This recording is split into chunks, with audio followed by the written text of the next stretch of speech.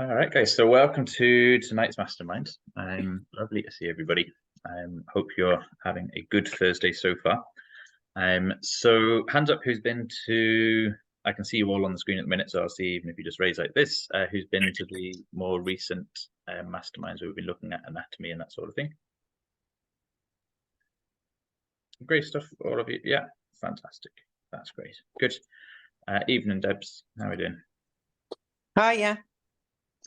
Bit tired. I've only just woken up. Can you believe? I've just had an afternoon rest and it's 7 o'clock at night. Too much bodybuilding. That sounds wonderful. That sounds like a nice afternoon to me. Yeah, good stuff. All right, guys. So we've been going through anatomy over the last few weeks. So tonight we're just going to have a look at legs. So we've gone over upper body. We've looked at elbows, shoulders, shoulder blades, how your shoulder blades work together. All these sorts of things. So tonight we're going to be having a look at legs, leg anatomy, all the kind of musculature down there that you guys will be using whenever you're training. So if you give me 2 seconds, I will share my screen. Does anybody have any questions at all before we get into it? No. I've just got to say that I'm going to have to leave on time tonight for once, which I'll be sad about because I know it's lovely. I could stay on your calls forever. So in advance, thank you so much already. No worries, that's absolutely fine, Debs. Thank you for the kind words. But yeah, just whenever you need to go, that's absolutely fine. That's why we record it. So yeah, no worries. Great stuff, guys. Okay, I will share my screen. Evening, guys. Hey, Rachel. Hey, Clarissa. Nice to see you. Cool. Hi.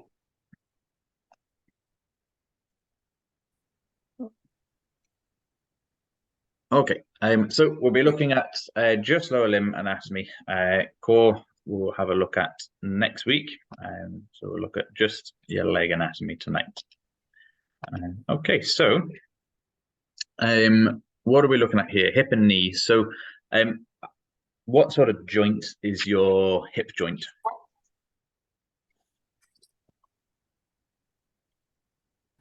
Is it a ball and socket? It is a ball and socket, absolutely.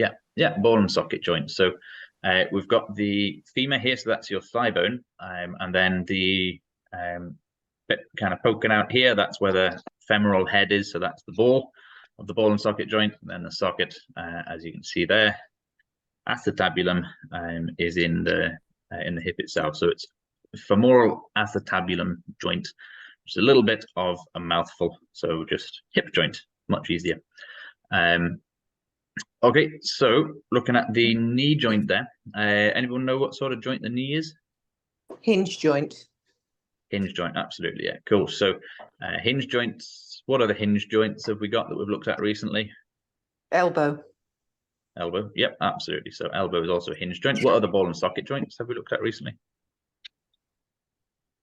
Shoulder. Shoulders. Shoulder, Carolyn, yeah, absolutely, yeah, perfect. Yeah, so we can think about the elbow and think about the shoulder, and basically all of the same movements are available at your shoulder and your hip, and same with your elbow and your knee. Okay, it's going to look slightly different and there's some slightly different properties, but all of those same movements are available at both of them. So we'll kind of chat through all of that this evening. Cool. So if we first of all think about what muscles do, what do they do whenever they contract? What happens to your muscle whenever it contracts? Shortens.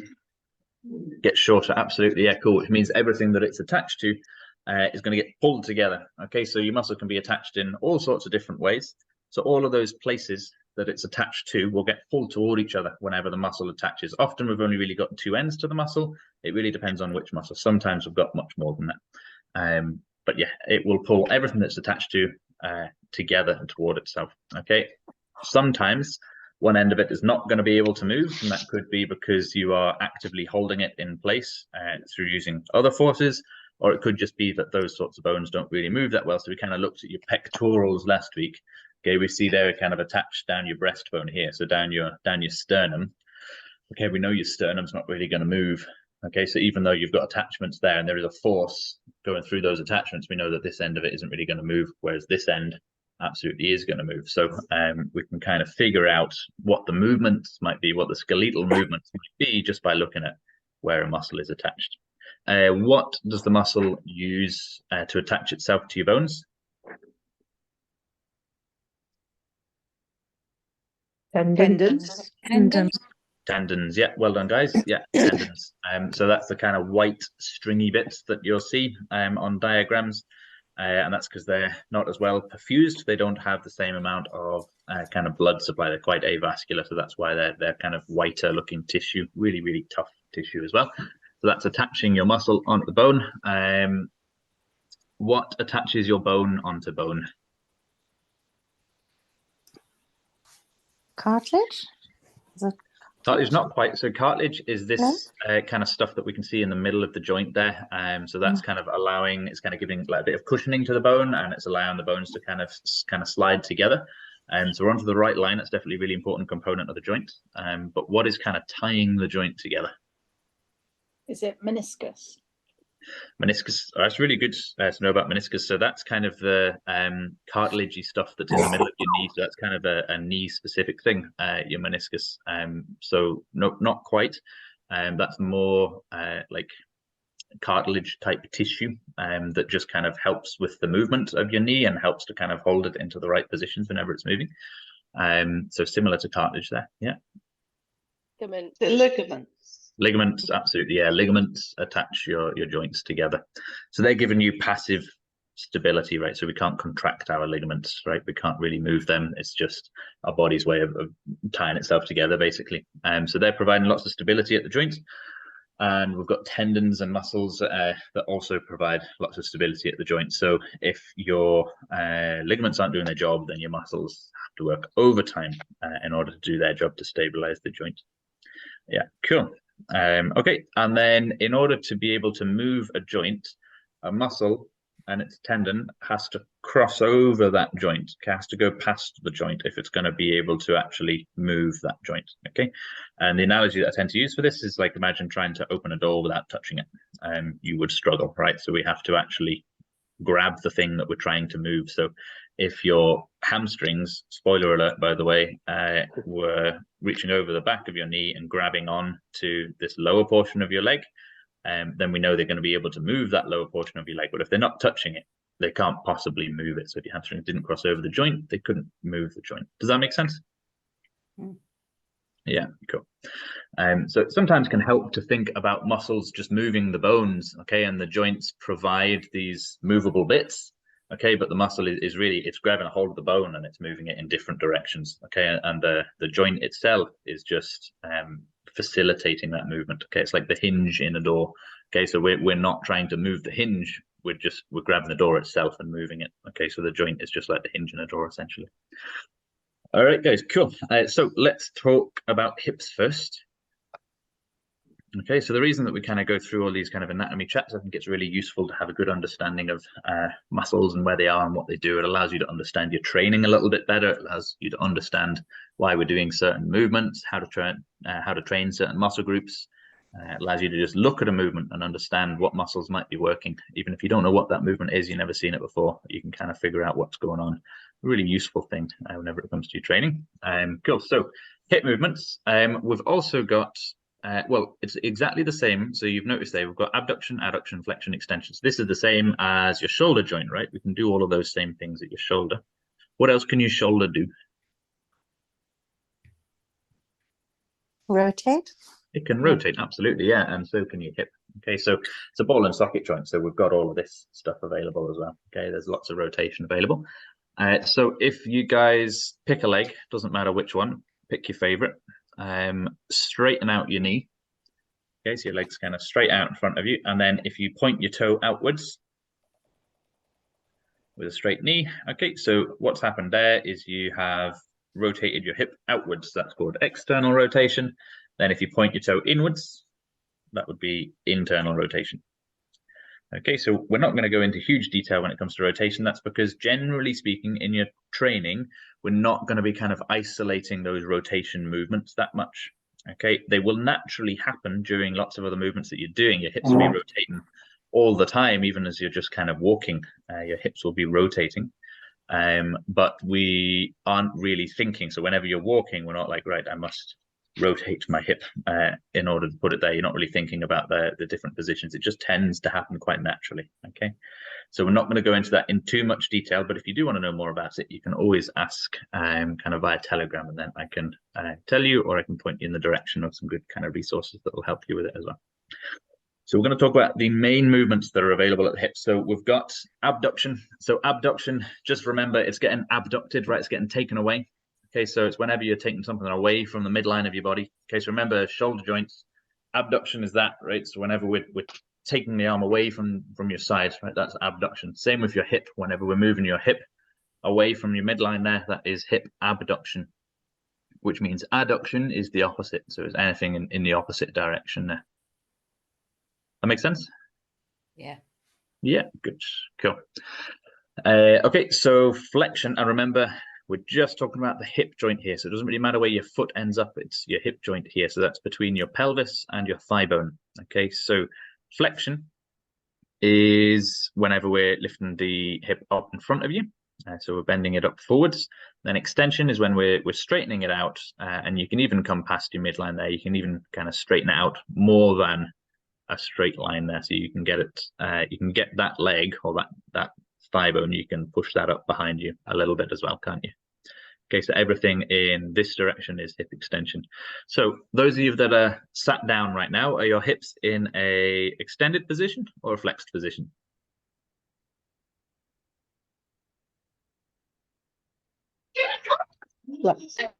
Flexed, absolutely, yeah. Have you all got a bend in your hips? Yeah, some nods. Yeah, that's good. Yeah, good. So when you sat down, if you've got a bend in your hips, they're in a flexed position. If you were to stand up, they're going to straighten out, so that would be extension. Yeah. Cool. Any questions so far, guys?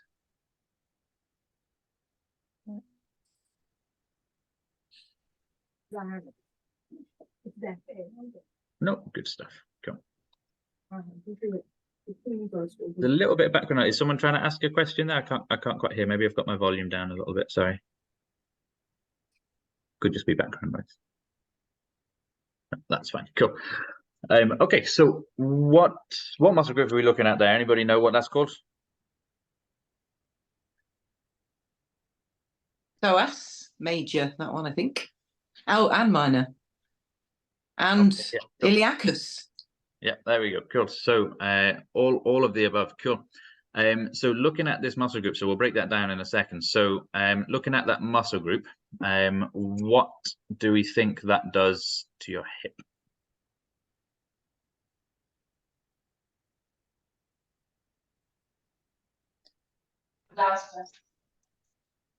Position upwards and outwards movement. Say again there, Pamela, sorry? Upwards and outwards. So you Outwards. can move your limbs outwards. Yeah, so it could help with that kind of abduction a little bit, I guess in kind of certain positions. Yeah, so it could help with that. If we look at where it's attached, okay, so it's kind of, we're looking at this person from front on, so we're looking directly at them, they're facing us. Okay, so it's kind of crossing over. So this is your hip joint here. You can't see it because the muscle's in the way. Okay, so you can see it's coming over the front of the hip joint. Okay, so you imagine it's going to be pulling this bit that way, isn't it, whenever it contracts? Yeah, and what was that movement called whenever we pull that hip up in front of you? Flexion. Flexion. Yeah, absolutely. Yeah. Was that what you were meaning there as well, Pamela? Yeah, sorry. Yeah, cool. So yeah, hip flexion. Yeah. Cool. So if we look at it, we've got kind of different parts to it. We don't really need to break it down too much, but we've got psoas and we've got iliacus. So iliacus is the bit that's attached to your iliac crest. That's the iliac crest there. Okay, or spine. It can be called iliac spine. So we've got that bit there that's coming down, and then we've got your psoas. That's the bit that's attached to your spine. So they kind of work. Yes. Am I right in saying your psoas muscle is as thick as your wrist? That's what I always teach my students, but I may have been old-fashioned in my knowledge. As thick as your wrist? I guess it depends on how strong and big your muscle is and how strong and big your wrist is, and your bones. There can be lots of variations there, but it is quite a thick muscle. And Surprisingly big, isn't it? say again, sorry. It's surprisingly big. That's why I tell them that. Yeah, it's a big, thick muscle group. Yeah, you can see it's attached there, so it's probably going to be providing quite a lot of spinal stability. So it needs to be quite big and thick. So yeah, no, it is a big, strong muscle group. As we can see there, there's quite a lot of it, right? Yeah, absolutely. So we've got psoas. So that's the bit at the top, which is spelt with a P, which makes total sense. So psoas is this bit at the top here, and then we've got iliacus. So together, iliopsoas, we can call it. Okay, iliopsoas. So that's that bit. And you can just call it your hip flexors, okay, which is a little bit easier because that just tells you exactly what it does as well. So hip flexors, and that includes a couple other muscle groups as well, but these are the main ones we're going to be looking at there. Cool. So this bit that's attached higher up is going to contribute more to the top portion of hip flexion, and the bit that's at the bottom is going to work together with the bit that's at the top for that bottom portion of hip flexion. So that tends to be why we're stronger during the bottom bit of hip flexion than towards the top. So those of you that want to, those of you that have space, if you stand up for me.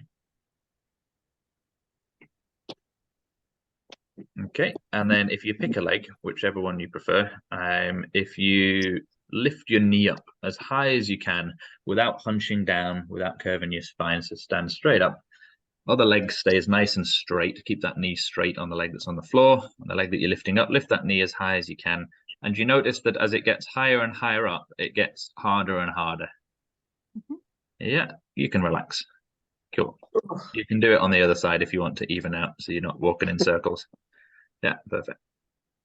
Cool. So that is because we've basically got less muscle that's contributing towards the top of that movement. So it's just this guy really that's kind of working there, out of what we can see on the screen. So that's why it tends to be a little bit harder towards the top of that movement. There are other reasons for that as well, but that's definitely going to be one of them. Cool. So those are your hip flexors. What are we looking at there? Glutes. Glutes. Glutes. Yeah, absolutely. Bonus points if you tell me which one. Gluteus maximus. Gluteus maximus. Yeah, absolutely. Cool. Really big, strong muscle group.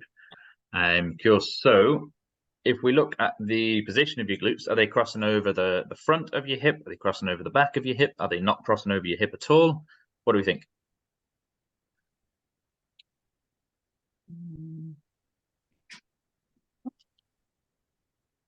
Back of your hip. Back of your hip. Yeah, I feel like it's the Back of your back. hip. Yeah, the back. Yeah. Would you all agree? Yeah, absolutely. Yeah, great stuff. So crossing over the back of the hip. Yeah, absolutely. Cool. So if your hip flexors are crossing over the front of your hip and your hip flexors flex your hip, so that's this one we've just looked at. And these guys cross over the back of your hip.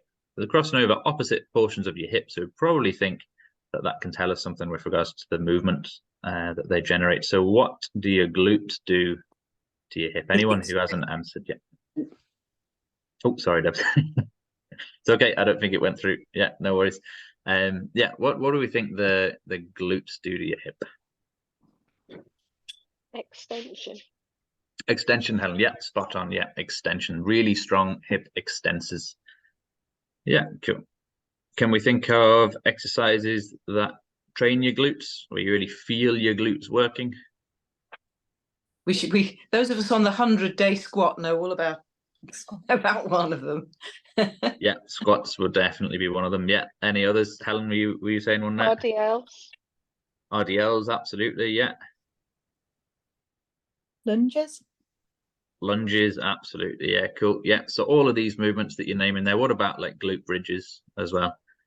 These sorts of things. So all of these movements, they've got you're straightening your hips against resistance, aren't you? So you're having to straighten your hips out against gravity. Okay, and straightening your hips, extending your hips is the same thing. That's what your glutes do. Yeah, they extend your hips. So anytime we're trying to extend hips against resistance, we know that your glute max is going to want to be involved in that. Okay, really big, strong muscle group. If we look at the direction of the muscle fiber as well, it's not kind of straight up and down as we would have thought for like a hip extensor. So we probably know that it's got another little movement that it can do to your hip. What do we think that might be? External rotation. Yeah, absolutely. So it can externally rotate your hips. So those of you that have got space, you can try this one.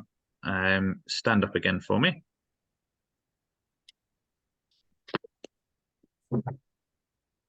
Okay, and if we keep your legs really nice and straight and try to point your toes toward each other, point your knees toward each other with straight legs, okay, it's going to feel a bit weird.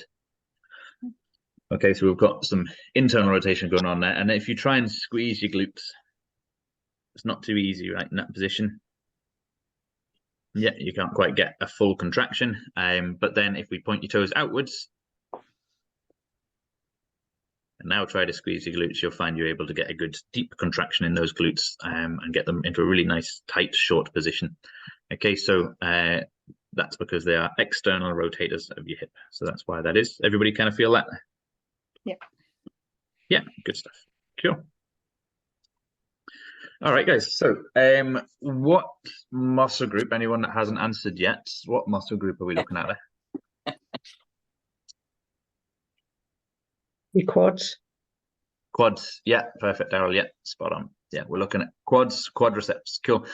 So we know the quadriceps can probably do something to the knee. We're not going to chat about the knee just yet, though, so we're still talking about hip. So what do we think your quadriceps can do to your hip?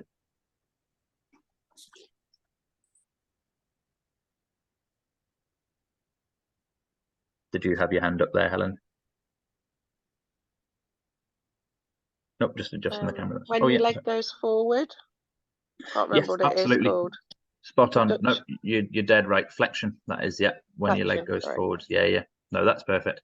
Honestly, like if you guys can kind of figure out the direction of the movement, that's spot on. I'd much rather that you got your kind of heads wrapped around that first, and then remembering the terminology. That's just a kind of repetition game, really. But if you get the concept of it, that's absolutely spot on. So yeah, really well done. So yeah, it flexes your hips, so it's going to bring your hip forwards. Cool. So it's crossing over the front of your hip. We can kind of see that. Not all of your quadriceps cross over the front of your hip, though. So your quadriceps are made up of how many muscle groups do we think? 4. Four. Yep, absolutely. Clues in the name for that one, isn't it? Quad. So quadriceps made up of four separate muscle groups there, and one of them crosses over the front of your hip. So that's the one that can have a little bit of a hip flexion function. Anyone know the name of it? Don't worry if you don't. Rectus femoris. Rectus femoris, yeah, absolutely cool. So we're looking at that big guy in the middle. So right here. So this one that's crossing up over the front of the hip there. Okay. The other parts of your quad don't cross over your hip joint. So we know that because of that, they can't possibly be able to produce force at your hip joint. Does that make sense? Yeah, cool. So that would be your vastus medialis. Don't worry about remembering these, by the way, but I'll reel them off in case you're interested. So that teardrop one there, that's vastus medialis. That's vastus lateralis around the outside, and vastus intermedius we can't see. It's underneath your rec fem there. So we just call these vasti. We don't have to name every single one of them every time we talk about them, but it's useful to separate the two. So vasti are the three. So this one, and the one that's underneath that middle one, that's your vasti. They can't do anything to your hip. Rec fem can do a lot to your hip. Okay. So, and you can feel that if you like. So again, those of you that have got space, you can stand up for me. I'm giving you a workout tonight. Wow, honestly, it's knackering. I've only just got out of bed. I'll wake you up. That's good. So if you grab a hold, so if you bend your knee, you can lean on something so you don't fall over. Stand on one leg and grab the front of your ankle and use that to kind of bend your knee. I'll kind of show you if I go sideways on here. So grabbing like so. Yeah, and what we're going to do is move like this to start off with. Okay, I'll move back a little bit so you can see. So with your knee in front of you like this, we can bend that knee quite a bit. Yeah, and then if we start moving the knee backwards, so we're extending the hip, you probably notice how I'll hop forward. You probably notice how that makes it a little bit harder to bend the knee. Whenever we're extending the hip, it's harder to bend the knee, and we're getting more of a kind of stretch here down our quad. Everybody feel that? Cramp in my... Some cramps, have we? Yes, I've got cramp. What have you got cramp in? In the hamstrings. Go straighten your leg out and bend forwards. Just stretch it out a little bit. Oh. Yeah, that'll alleviate it a little bit. Stretch out those hamstrings. Yeah, cool. Thank you.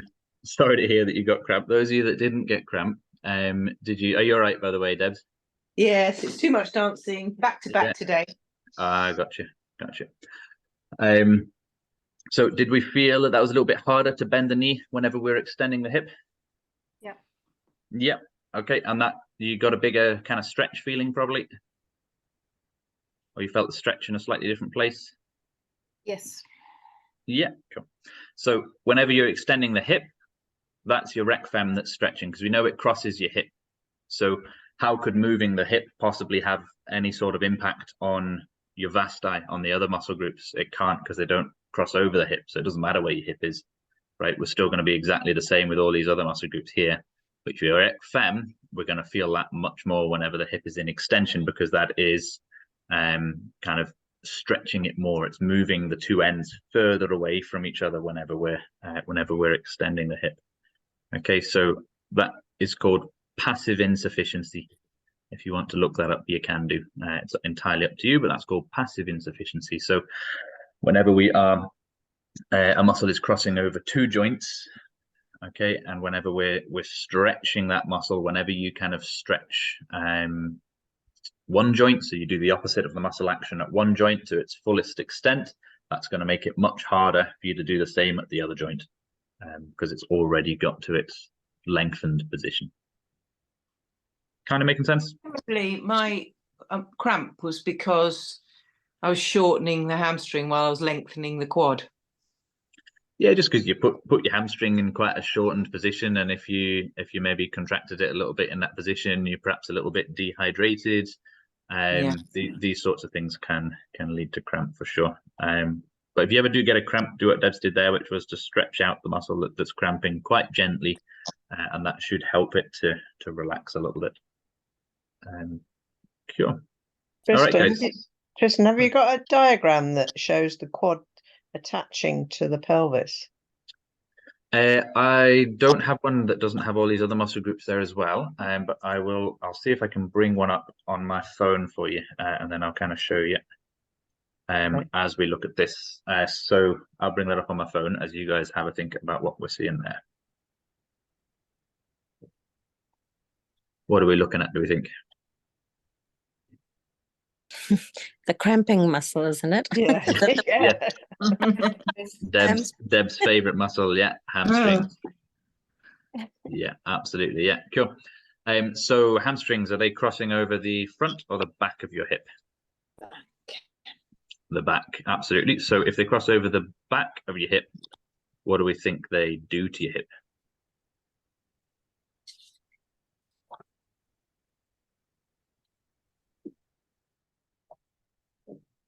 Extension. Then Extension? Yeah, that's what I was thinking.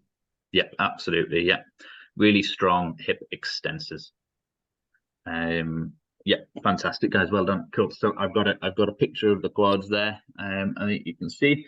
And rec fem is that one in the middle. And I'm gonna see if I can delete the other ones for you, so we can kind of get it isolated. If you give me 2 seconds.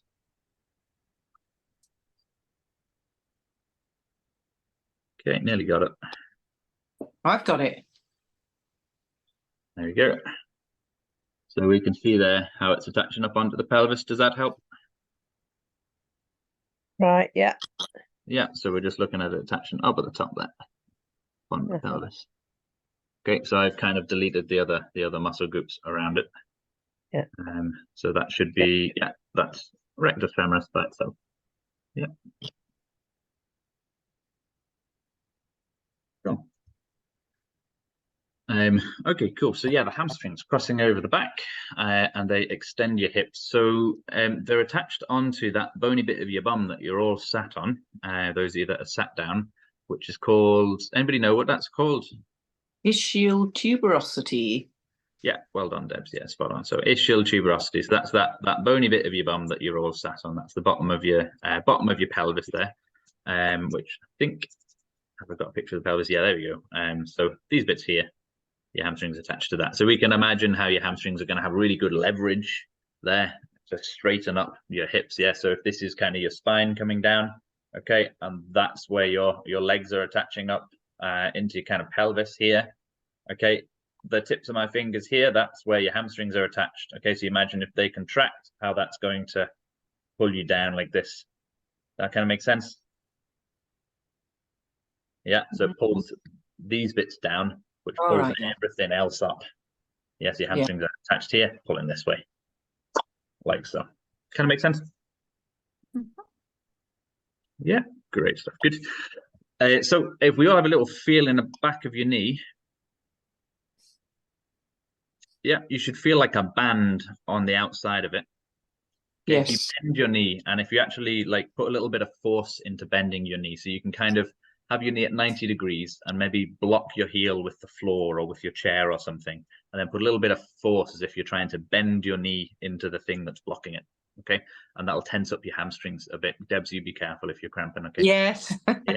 Okay. And have a poke about down there, and you'll feel on the outside, you'll feel a band coming across the back of your knee, and on the inside you'll probably feel another kind of quite taut band coming across the back of your knee. And if you give the inside a really good poke, be careful because there's a few kind of nerves in there, so we don't want to aggravate any of that. But if you have a good poke about on the inside, you'll probably feel that there's actually two bands there that are coming in. So your hamstrings are made up of three different bits. So we've got bicep femoris on the outside, semimembranosus, semitendinosus coming in on the inside there. So we don't need to remember all the kind of fancy names, but it's kind of useful to know that those bands are your hamstrings and they're attaching into kind of different places. So hamstrings is kind of the name for all of it. Cool. And we know that they cross over the back of your knee as well. So that's going to be giving us a little bit of an idea of what they might do there, which we'll have a look at quite shortly. All right, guys. Tristan. And also, oh, sorry, go on. Would I be right when I say to my yoga class, when they go into bridge, they so commonly cramp up with the hamstrings that it's because they're not using their glutes and their hamstrings are quite keen to take over the action? Possibly. Cramp tends to be from muscles that are a little bit kind of deconditioned in the position that you're putting them in, which is often in that kind of really contracted range, that kind of inner range. So what you can do is whenever you're doing a glute bridge, if you bring their feet back, so if this is the Further away. Yeah, so if this is your thigh bone, Yeah. and this is your knee. Okay, Yeah. so usually they're like this, so the bum is here. Okay, Yeah. thigh bone, knee here. Okay, if we bring the foot, my hand, right? If we bring the foot Yeah. back underneath, right, then they can no longer use their hamstrings because it's already in a really small position. Okay, you might still get cramps because it is in that short position, and if they do tense up, you can still get cramps there. But that means that the only thing they're actually really going to be able to use for that hip extension is the glutes. So bring the feet towards the bottom then.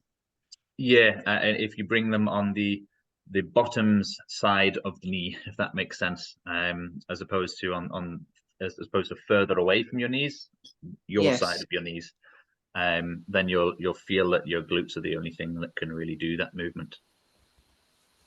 Yeah, and the further away you put your feet, the more hamstrings are going to be getting involved.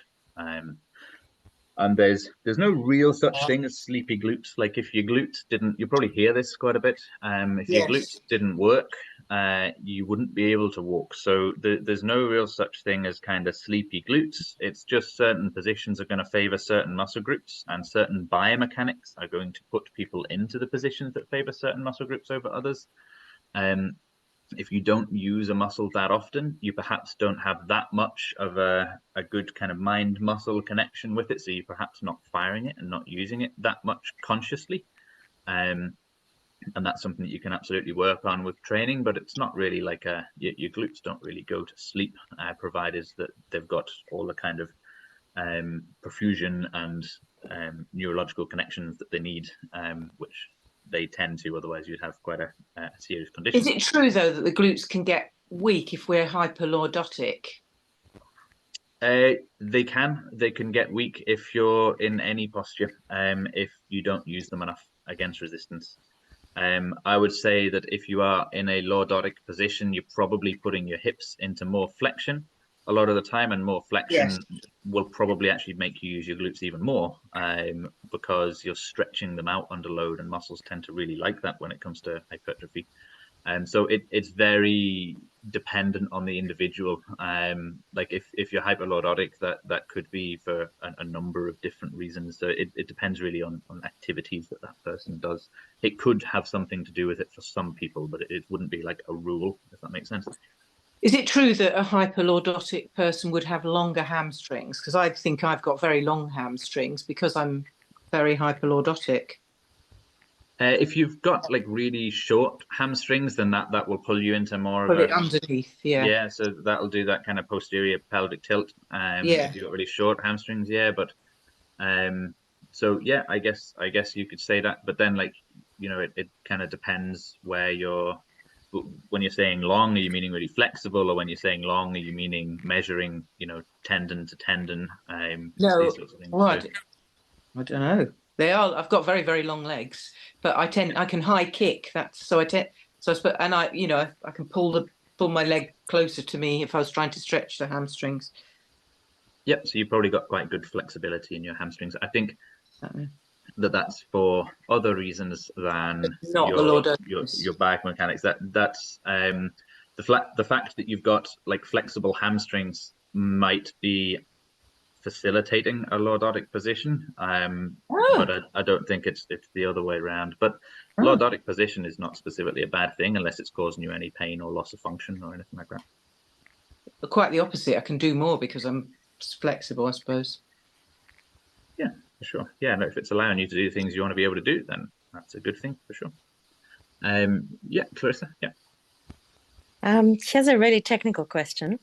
As you get older, people tend to sort of lose their bottoms. Their bottom, you get flat bottom, Yeah. don't you? So, and I remember, I can't remember the name of the woman who was in that movie with Arnold Schwarzenegger, but anyway, I remember when she came back in one of the sequels, and she was being interviewed on the Norton show, and she had to wear like the equivalent of chicken breasts for breasts. She had to wear these inserts for the movie to make her bottom stick out more because she'd aged and her bottom had gone flat. So why and how do you prevent that? Because I don't want one of those. And I can Gotcha. see it happening already. So yeah, I wouldn't necessarily correlate that just with bums, right? I would say that is with every muscle group. So there's a direct correlation between aging and losing muscle mass. The older we get, the harder it is to develop muscle mass. So the way that we prevent that is by making sure that we're training that muscle regularly. So resistance training for the muscles that you want to be big and strong. So like when you do get older, it can be harder to kind of put on that muscle. But usually if you're losing muscle, it's much easier to maintain muscle than it is to gain it. Okay, so if we're losing muscle, it's because we're not really using it enough. And muscles have quite a high kind of energy cost and all the rest of it. So if you're not really using them very often, your body's going to very quickly get rid. Yeah, that's definitely it. Also, I had a knee injury. I've broken my knee twice, and I've never really regained the quads and I can't remember the name of the little muscle that goes around just above the knee, the little muscle that looks like a teardrop sort of thing. Anyway, I've never Vastus medialis, regained you're thinking just the inside of your quads. Yeah. I've never regained those either from having my leg immobile and all of that. So are these things that could you think it's like, can you regain that fairly successfully? I'm 55, right? So, and I used to be a gym bunny, so I understand, resistance training and so on. I'm just sort of wondering at 55, can I build it back up again? Yes, I'm testament to it. 60 years old. You can Definitely, darling. Get absolutely. in that gym now. I've come to the conclusion you're paid by Tristan. You're just a ringer because you know all this. Like a little, what's it? A groupie. Yes. Or yeah, I don't know. Ringer. Sorry, Tristan. on commission. Yeah, that's it. Yeah. Yeah. So absolutely, you can gain muscle. I'm always hesitant to kind of say like, you can gain back every single bit of muscle that you know you had at one point in your life, because there's all sorts of things that can change in life. So like, don't be thinking about what you used to be. There's nothing to say that you wouldn't get back there and then some potentially, but I always would just recommend people to try to progress from where they currently are instead of kind of fixating on a point in the past. Watching that, yeah. So you can absolutely gain muscle at any age. You can generate hypertrophy. So you should 100%, if you want to be getting stronger and developing muscle, lifting weights, eating Lifting plenty of weights is the way to protein. go. 100%, yeah. Yeah. And not just for gaining muscle. There's a lot of benefits to it. Things like bone Yeah. density, and yeah, the list goes on. We won't go into that in today's seminar, but yeah, really good thing to be doing. The evidence for it is just overwhelming in all populations, and I think kind of aging is all the more reason to be doing it. So as we get older, it becomes even more important to be lifting. So we know that the older we get, the harder it can be to kind of generate adaptations within the body. So it's all the more reason to start immediately, whatever age you are. Start immediately and get these muscles good and strong, develop your function, all the rest of it. And yeah, 100% the right thing to be doing. Just to say something a little naughty, I'm sorry, I'm going down a rabbit hole just for a minute, but just for everyone's entertainment, just looking at this particular picture as well. So, you know, when I was younger and had more of a bottom and so on, and I used to have the thigh gap, right? The famous thigh gap. Yeah. And anyway, needless to say, I don't have that anymore. So my husband calls it my gap retrieval. My gap retrieval project. Sorry. Interesting way to look at it there. I wouldn't even think about that. The more you kind of strengthen up your adductors and all these muscles on the inside, that's not gonna necessarily help with having a gap there, and there's no good reason necessarily to have one. So yeah, I wouldn't think I'll about tell that. my husband that, but he's ever hopeful of the gap retrieval. So anyway, sorry, being a bit naughty. Sorry. No worries. We love it. Great stuff. Yeah, Veronica. Yeah, go for it. Talking about to Debs about the lordosis, I've been told I've got an arch in my lower back, which I was told is lordosis. Does that affect like the hamstrings and obviously posture and so if you've got like a curved spine at the bottom? Yeah, so everybody has lordosis, and because your spine is naturally S-shaped, so that kind of curvature up here is kyphosis. That curvature at the bottom is lordosis. Yeah, so everybody has lordosis, and you can have it to a greater degree or a lesser degree, but everybody will have that lordotic curve at the bottom of the spine. And the position that you're in will absolutely affect all kind of muscles that attach to it and all the rest of it. But the only thing that we're particularly interested in is whether or not there's any sort of loss of function or pain that is, and we've got a very good reason to think that that's caused by your posture. So that there's nothing to say that having a large or a small lordotic curve is better or worse, because there's so many other factors that kind of come into it. Does that kind of answer your question? Yeah, just last week we were talking, you were doing exercises on the bench and really arching your back with your feet back a bit. Does that? You'll be good at that, darling. Yeah, that's what I was thinking. Excellent. Well done. It's got to be a big positive. Right. Many positives. Yeah, no, absolutely. So if we're quite flexible in the spine with the bench, it's more thoracic spine extension. So this is the kind of all of the bits of your vertebrae that are attaching to ribs, a little bit more up top, that we're arching whenever we're benching. But that also, because the feet, as you said, they're back underneath you, having that good lordotic curve will help to kind of facilitate that as well. So yeah, if you get into a good arch, that can help certain exercises.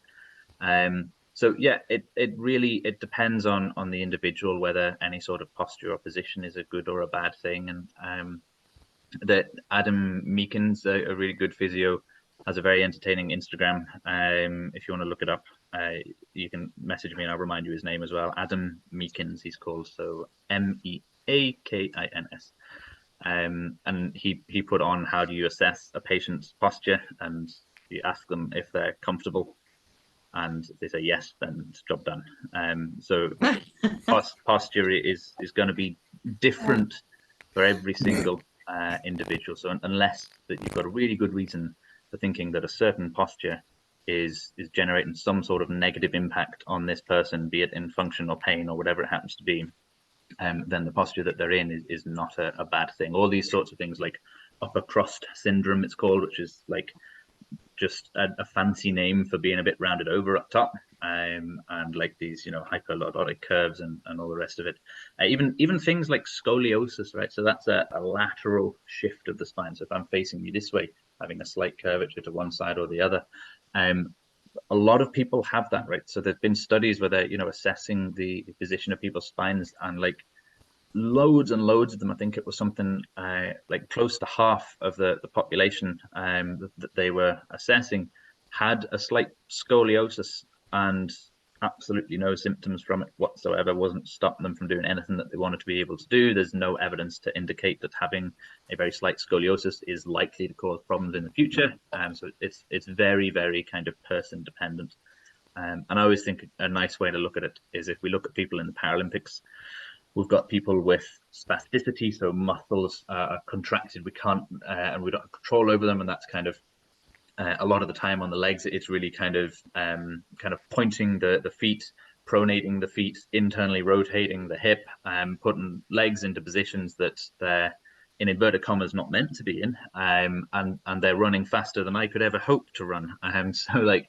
Or people with no legs and these kind of prosthetics and all the rest of it. So your body can adapt to all sorts of different positions that you put it into.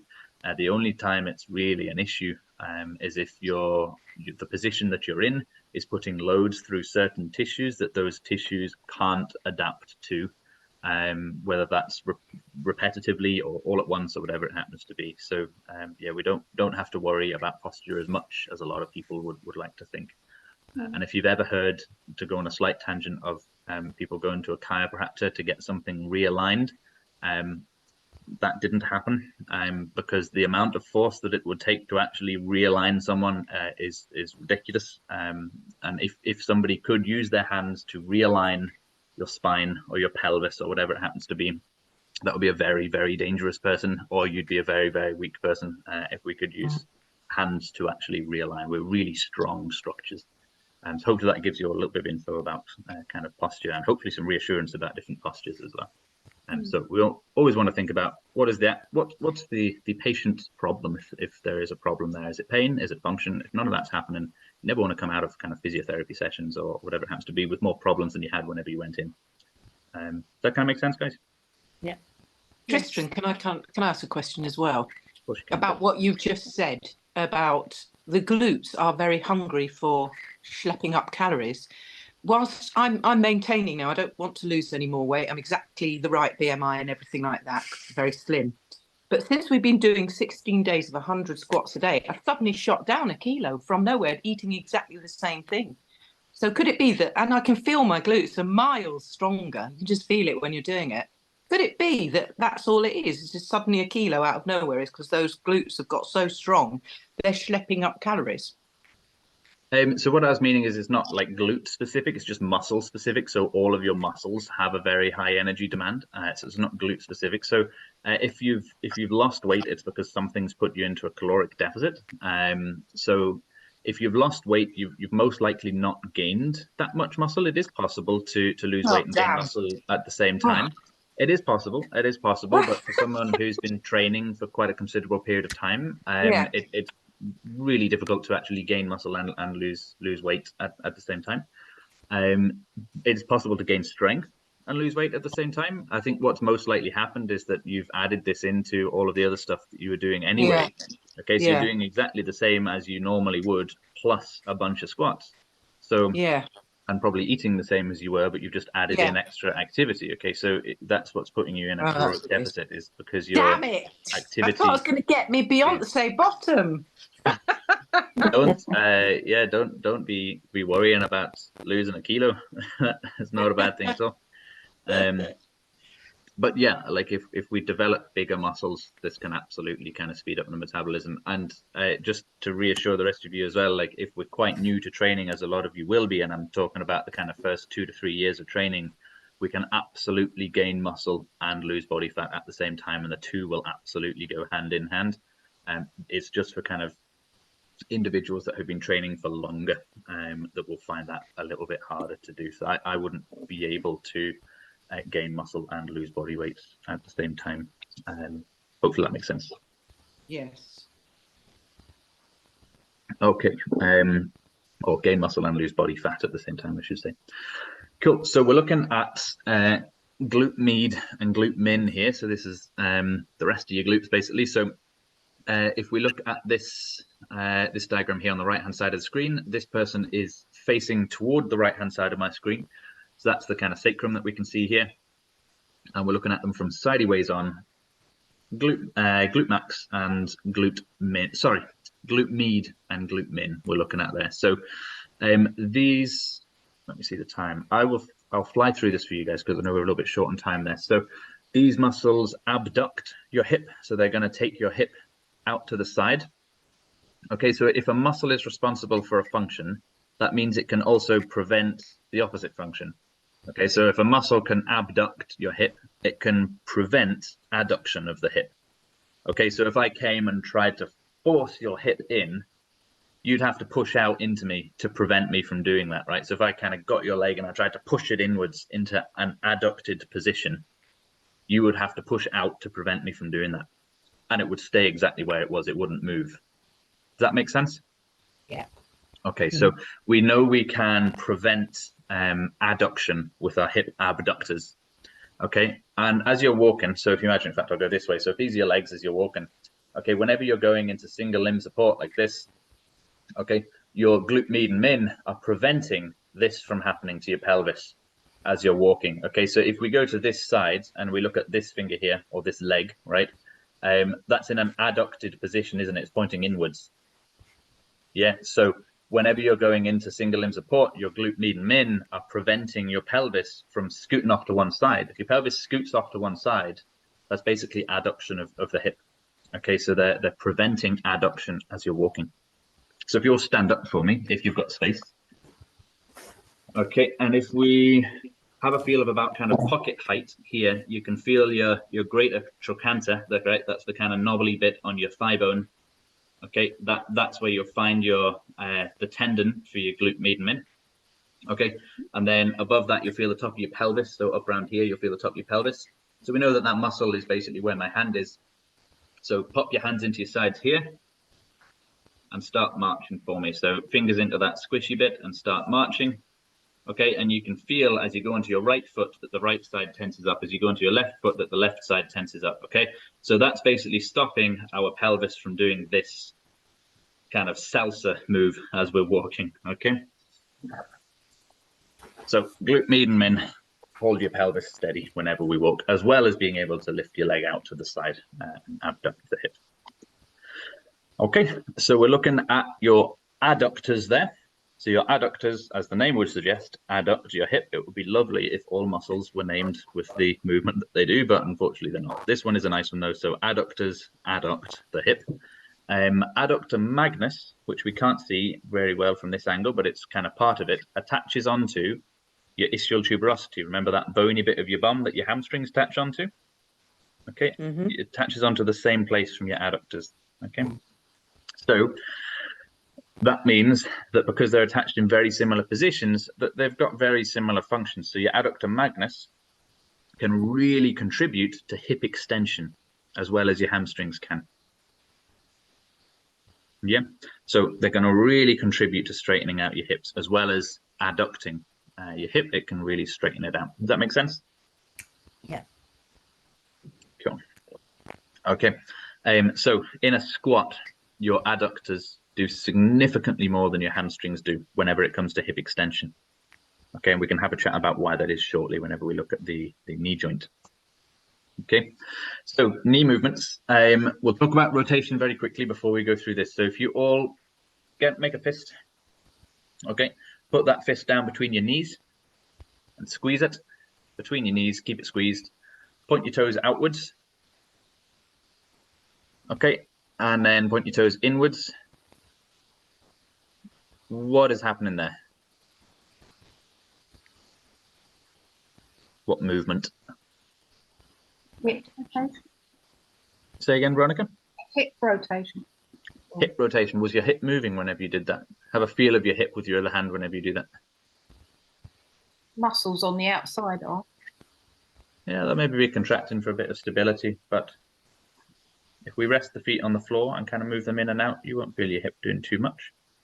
It just Yeah. needs Knee, absolutely, yeah. Knee, yes, that's your knee moving. So your knee is a bit of a weird joint in that it's got something called the screw home mechanism. So when your knee is bent, it can rotate. When your knee is straight, it can't. So that's why when I got you to point your toes out before, I got you to do it with a straight knee, and that's what made it hip rotation. Yeah, but then we bent your knees and point your toes in and out. Now it's knee rotation that's going on. That kind of makes sense? Yeah. Yes. Yeah. Cool. When we were doing shoulders the other day and you were doing that, that was your elbow, you said, wasn't it? So, Yes, so that's a very similar idea. The only difference there is whenever your elbow's straight, we've still got that rotation available, that's it. Whereas with your knee, whenever your knee's straight, we don't have that rotation available. So any rotation that happens comes from the hip then. Yeah. Bit of a weird joint. If you want to have a look at it, you can Google the screw home mechanism of your knee, but you don't have to worry about it too much. It's just so you know that it happens. Okay, so knee flexion is bending the knee, knee extension is straightening the knee. So these are your quadriceps. Okay, so as I always say, I think this should all be highlighted red and this bit as well. Okay, so your quadriceps are responsible for extending your knee. So they flex your hip, or your rec fem does, and your quadriceps extend your knee. All of your quadriceps extend your knee. Okay, they are your knee extensors, really, really strong muscle group. Okay, so all of this bit should be kind of colored in red here. So that's your quad tendon, which attaches onto your patella, your kneecap.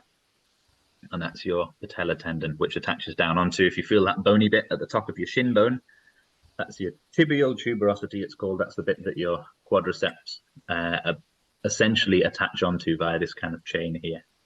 Okay, so patella tendon, patella, quad tendon, patella, and then patella tendon is just here and attaches onto your shin bone there. Okay. And then hamstrings again, and your hamstrings flex your knee, so they bend your knee. Okay, and we can imagine that if your knee is straight, your bicep femoris, so the outside, can contribute to external rotation of the hip. These guys can internally rotate your hip, semi-ten, semi-mem. And then whenever we've got the knee bent, it's the same, but it's the knee. Okay, so bicep femoris can externally rotate the knee, and these guys can internally rotate the knee. But we don't really need to worry about that. We just need to know that they are strong knee benders and hip extensors. Okay, so knee flexors and hip extensors. And that's why your adductors do far more whenever we're squatting. Okay, so whenever your knee is bent, your hamstrings are slack. Okay, so if your hamstrings are slack, even if they were to get shorter, so if you imagine if this string here got shorter, it's not going to pull my hands toward each other because it's slack. It's just going to go like that. Yeah, so there's slack there, whereas your adductors don't cross over your knee, so there's no slack. So you'll feel all that tension up the inside of your legs whenever we get into the bottom of a squat, especially if we've got our knees out a little bit, because there's going to be more stretch there. Okay, so that's why your adductors contribute a little bit more during squats. Cool. So question for you guys, and this is one that I'm going to get you to text me through. So even if you do know the answer, I don't want you to shout it out now. I want you to think about it, and then you can text it through to me on Telegram. Okay, so we're doing some deadlifts here, or I'm doing some deadlifts here. So let you have a watch. So this is basically a conventional deadlift. So I'm just thinking about trying to efficiently move weight from A to B. Okay, that's all I'm really thinking about whenever I'm doing this. And there's all sorts of things that go into your technique, but deadlifts, for the purpose of developing strength, I'm just thinking about moving weight efficiently from A to B.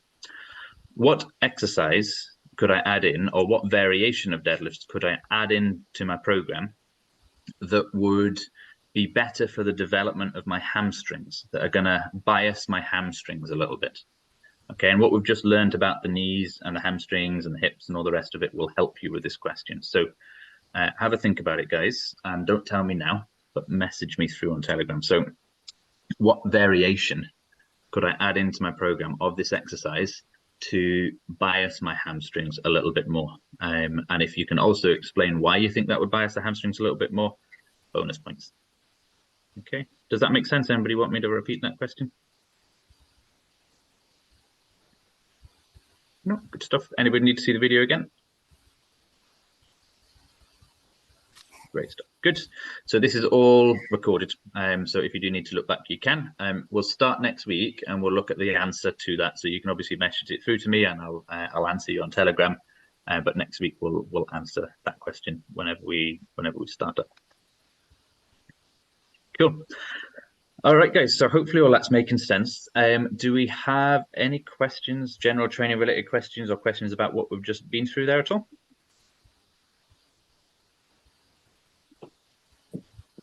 I have an important question. I feel you're doing Movember. Is that right? No, unfortunately not. No, that's not even deliberate. It just grows all by itself. Yeah. Okay, you should. We'd all sponsor you, wouldn't we? It wouldn't be very spectacular, I'm afraid. My ability to grow a beard is not great. Yeah, unfortunately, not one of my talents. I was hiding when beards were handed out, I think. No but you're questions right. from you. It needs a wee whiz over. It looks more like a dirty mark on me than anything else, unfortunately. Yeah. You could do Movember. I can see it there, and that's without effort. Look at that. I appreciate the support. Yeah. Can I ask a question, Tristan? Of course you can. So with my knee issues, which muscles do I have to develop? Because on my right leg, I think I've damaged my ligaments that stabilize my knee. I don't really understand where the ligaments are, but I presume they run down either side of the knee. Is that right? Yep. So you've got your so LCL on the outside, MCL on the inside. So they're going around the sides of the knee. And then on the inside of the knee, you've got kind of two that cross over each other like that. So you've got your ACL, which you've probably heard of, and your PCL. So two on the inside. So they're preventing lateral movement and forward and backward movement, basically. Was it ACL that you got? I just remember when I went to the physio, they could move my leg sort of towards my midline, my bottom part of my leg towards my midline and out from straight, where it shouldn't move that way. So from Gotcha. my Okay, knee, so was your knee straight whenever they were testing it? yeah, my leg was straight, and then they were pulling my lower leg and said, try and stop me pulling it out. And my leg would just move out, and it shouldn't have done, they said. Gotcha. I mean, Okay, I'm so doing this from memory. It was a few years ago. Okay. So if your knee is kind of moving outwards when it shouldn't have in a straight position, that's probably your LCL, so the ligaments going over the outside. So that's kind of knee varus, it's called, whenever the knees move out. Valgus would be going in, varus would be going out. So basically, whether it was any of the above ligaments, it doesn't matter hugely with regards to how we would treat it and strengthen it. Chat to your physio, because they may have noted some specific strength deficits that you've got. But what we want to do is just strengthen up all of the muscle groups that cross over your knee. So if we can do plenty of quad work, plenty of hamstring work, things like kind of leg extensions for inner range quads can be really good, like leg curls, RDLs, squats, all these sorts of things. If we can move that into single leg work at some point, whenever that's appropriate, your physio will advise. And then you'll be having to kind of use all the other stuff that's around there. So your hips will kind of stabilize knee position, your foot and ankle will stabilize knee position. So although they're not attached to it, if you've got an unstable ankle, then other parts of that chain end up compensating, and same for your hips. So the more we can kind of strengthen up your legs as a whole, the better. But I would definitely be doing plenty of leg curls, leg extensions as a kind of start point. What's a leg curl? I don't know what that is. Do you go to the gym at all? Or is it at No. the, do you train at home? Yeah. You train at home? Okay, so you probably won't have been on a leg curl machine then, but it's basically just bending your leg against resistance. So what you can do is leaning forwards against your worktop with a resistance band wrapped around the back of your heel and your other foot standing on the other end of the resistance band, and then bending your leg up behind you. Does that kind of make sense? Not really. Yeah, so imagine a little loop of a resistance band about this size. Okay, and wrap it around the bad leg. Yep. Okay, so it's basically it's going around the back of the heel of the Achilles tendon, basically, of your bad leg. Yeah. Okay, and then you take your other leg, your good leg, and you stand on the front of it so it can't go anywhere.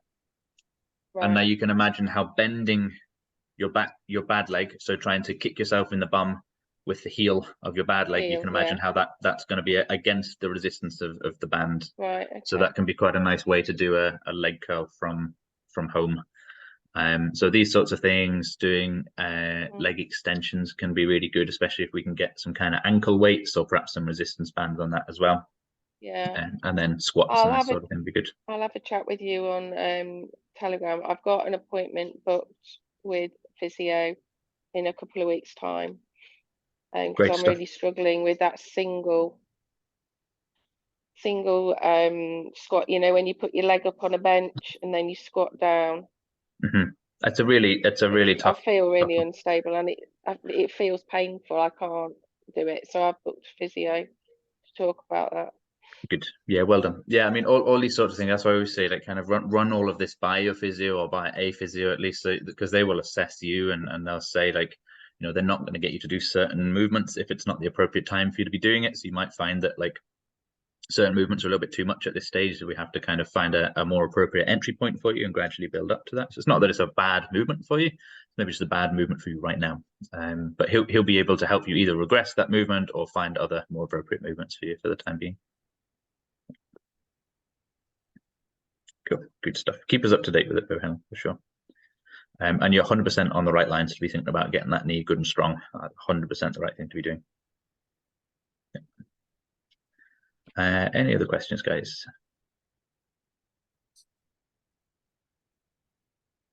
No, great stuff. Done really well tonight. I know it's quite a lot of info, but as we always say, if you kind of come away knowing something that you didn't at the start of the session, then that's a win. So you don't have to remember all of it. If you can remember some of it, that's a big bonus.